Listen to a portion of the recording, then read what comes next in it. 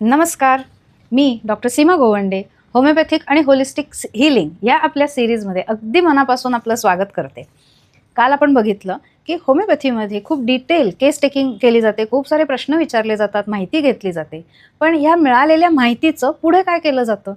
तर जेव्हा पण आपल्याला ही सगळी लक्षणं मिळतात ती आपण सगळे सिम्पटम्स एकाखाली एक लिहून काढतो की काय काय लक्षणं पेशंटमध्ये दिसून आली आहेत. त्यानंतर ती सगळी लक्षणं एक रेपर्टरी म्हणून पुस्तक आहे, त्या पुस्तकामधून आपण ॲनालाइज करतो की आता होमिओपॅथीमध्ये जवळजवळ 3000 औषधं आहेत. आता ह्यातलं नक्की कोणत्या औषधामध्ये हे लक्षण आहे? बरीचशी जी खूप कॉमनली लागणारी औषधं आहेत ती सर्व होमिओपॅथिक डॉक्टरांची पाठ असतातच, परंतु काही काही वेळेला काही रेअर औषधं किंवा स्मॉल ॲक्टिंग मेडिसिन्स जे असतात त्यांचे सगळे सिम्पटम्स ह्युमनली डिफिकल्ट होतं लक्षात ठेवणं. ह्याच्यासाठी रेपर्टरी म्हणून एक पुस्तक आहे.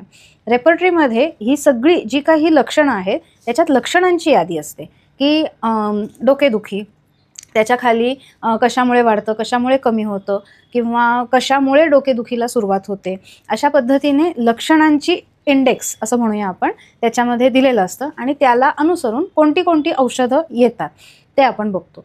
त्याच्यानंतर ते जे काही आपल्याला एक लिस्ट ऑफ मेडिसिन्स मिळतात की या औषधांमध्ये ह्याच्यापैकी जी काही प्रामुख्याने लक्षणं आहेत ती कव्हर होतात. त्यानंतर मग होमिओपॅथिक मटेरिया मेडिका. आता मटेरिया मेडिका म्हणजे काय? तर केस टेकिंगमध्ये मी तुम्हाला सांगितलं होतं, ड्रग प्रूव्हिंगच्या आपल्या जो भाग होता त्याच्यामध्ये मी सांगितलं की ड्रग प्रूव्हिंगच्या वेळेला जे काही प्रूव्हर्समध्ये लक्षणं दिसून आली ती सगळी लक्षणं नोट डाऊन केली जातात आणि सगळ्या औषधांचं जे काही सिम्पटम्सचं ॲनालिसिस आहे किंवा लक्षणं समूह आहे तो त्या मटेरिया मेडिका नावाच्या पुस्तकामध्ये सगळा नोट डाऊन केला जातो. म्हणजे प्रत्येक औषध आणि त्याची काय काय लक्षणं आहेत, मग ती शारीरिक लक्षणं, मानसिक लक्षणं, कशामुळे त्रास वाढतो, कशामुळे कमी होतो, त्याच्यानंतर हे पर्टिक्युलर औषध डोक्यासाठी कशा पद्धतीने लक्षणं दिसतात, हृदयासाठी काही इफेक्ट आहे का, पोटासाठी काही इफेक्ट आहे का, पायासाठी किंवा सांध्यांसाठी काही परिणाम आहे का, अशा पद्धतीने प्रत्येक औषधाचे डिटेल ॲनालिसिस त्या मटेरिया मेडिका ह्या पुस्तकामध्ये दिलेलं असतं. आणि त्याच्यानंतर मग अभ्यास करून आपण त्या पर्टिक्युलर पेशंटना जे काही सुटेबल औषध आहे ते औषधं त्या पेशंटना देतो. सो अशा पद्धतीने रेपर्टरी आणि मटेरिया मेडिका याचा अभ्यास करून आपण ते औषध पेशंटना देतो. आता ह्याच्यामध्ये मोस्ट कॉमनली कोणत्या कोणत्या मटेरिया मेडिका आणि रेपर्टरी वापरले जातात? तर त्याच्यामध्ये बोरिक नावाचं एक मटेरिया मेडिका आणि रेपर्टरी आहे.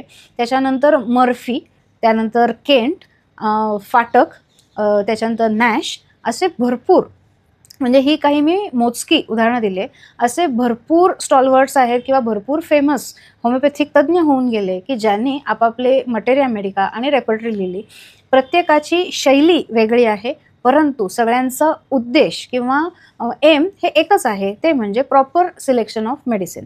जेव्हा आपण अगदी Bingo proper homeopathic medicine select करतो तेव्हा त्याचा इफेक्ट अक्षरशः बिंगो, बऱ्याचदा एका डोसमध्ये मिरॅक्युलस चेंजेस होतात. काही वेळेला जर का सिमिलर औषध असेल, अगदी सेम नाही मिळालं, सिमिलर औषध मिळालं तर अशा वेळेला थोडा इफेक्ट यायला वेळ लागू शकतो, परंतु ह्या औषधाने इफेक्ट हा नक्कीच दिसून येतो. सो जे कोणी उत्सुक आहेत की ज्यांना होमिओपॅथीचा अभ्यास करायचा आहे त्यांनी या रेपर्टरी आणि मटेरिया मेडिका या दोन्हीचा जर का खूप छान अभ्यास केला तर तुम्ही सुद्धा योग्य औषध सिलेक्ट करू शकता आणि पेशंटना देऊ शकता. ऑफकोर्स शक्यतो जे कोणी होमिओपॅथिक औषधं अभ्यास करून त्यांच्या लेवलला औषधं देत असतील त्यांनी कृपा करून लोअर पोटेन्सीमध्येच ती औषधं वापरावी. शक्यतो हायर पोटेन्सीमध्ये परस्पर मनाने औषधं देऊ नये, कारण त्यासाठी योग्य वैद्यकीय सल्ला घेणं हे अतिशय आवश्यक आहे. परंतु होमिओपॅथिक औषधं ही इतकी सेफ आहेत की बऱ्याच ठिकाणी तुम्हाला असा अनुभव असेल की काही लोक पुस्तकांचा अभ्यास करून पेशंटना औषधं देतात आणि खूप छान रिझल्ट्स दिसून येतात. परंतु ज्या काही सिरियस केसेस आहेत, सर्दी, खोकला, ताप, याच्यासाठी नक्कीच तुम्ही औषधाचा अभ्यास करून अशा पद्धतीने औषधं द्यायला हरकत नाही. परंतु जिथे कुठे खूप डीप असे आजार आहेत, जसं की डायबिटीस असेल, ब्लड प्रेशर असेल किंवा कॅन्सर असेल, अशा केसेसमध्ये किंवा किडनी फेल्युअर अशा केसेसमध्ये मात्र योग्य वैद्यकीय सल्ला घेऊनच औषधं घ्यावी अशी मला सगळ्यांना नम्र विनंती आहे.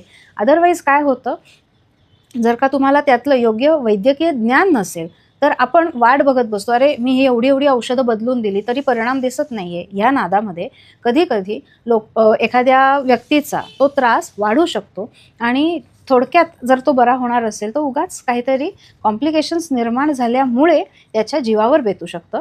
त्यामुळे शक्यतो अशा मोठ्या आजार किंवा गंभीर आजारामध्ये परस्पर मनाने औषधं न घेता योग्य वैद्यकीय सल्लाच घ्यावा. परंतु जिथे सर्दी आहे, खोकला आहे किंवा पुढे आता या सिरीजमध्ये मी काही कंडिशन्स की ज्या तुम्ही तुमच्या लेवलला मॅनेज करू शकता त्याचे उदाहरणं देणारच आहे. कोणती कोणती औषधं तुम्ही तुमच्या लेवलला वापरू शकता याचं मी या सिरीजमध्ये पुढे उदाहरणं देणार आहे. परंतु या व्यतिरिक्त जे काही गंभीर आजार असतील तिथे मात्र सगळ्यांनीच योग्य वैद्यकीय सल्ला घेणं हे खूप आवश्यक आहे. तर उद्या आपण बघणार आहोत की होमिओपॅथिक औषधं घेताना कशा पद्धतीने काळजी घेणं हे खूप गरजेचं आहे. काय करा आणि काय करू नका हे आपण उद्याच्या भागात बघणार आहोत. तेव्हा इथून पुढचं सगळं आयुष्य तुम्हाला सगळ्यांना अतिशय आरोग्यदायी आणि भरभराटीचं जावं हीच ईश्वरचरणी मनापासून प्रार्थना. जर तुम्हाला कोणाला काहीही शंका असेल खाली गुगल फॉर्ममध्ये किंवा कमेंटमध्ये जरूर प्रश्न विचारा. त्याच्यावरती मी पुढचे काही क्वेश्चन आन्सर्सचे व्हिडिओ करणार आहे. त्याच्यामध्ये नक्कीच आपल्या प्रश्नांचं उत्तर द्यायचा नक्की प्रयत्न करेन. धन्यवाद.